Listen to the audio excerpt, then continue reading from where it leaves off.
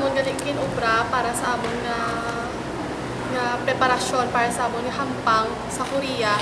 Nag-practice kami sa summer, tapos subong amon nga training. After namon klase, kadiretso kami sa gym, 5 to 7:30 amon practice. Dayon kun aga, ga-practice man kami 6 AM.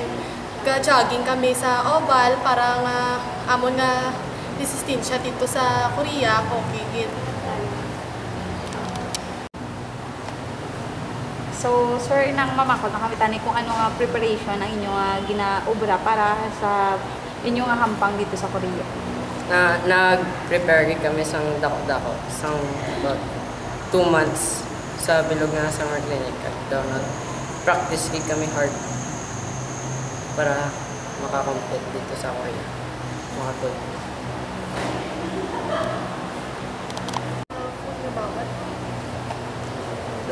Ang preparation para sa Korea,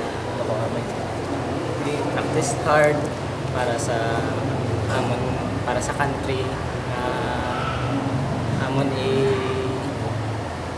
i-represent ang country, tapos then para naman isa tanan natin din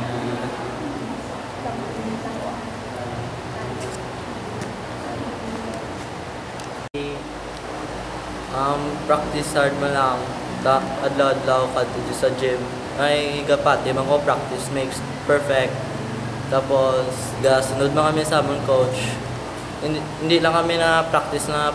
May sigad man among guidance. Tapos muna may mga bawal man kami ng mga soft drinks, cheese curls kay muna isa na sa gapahapo.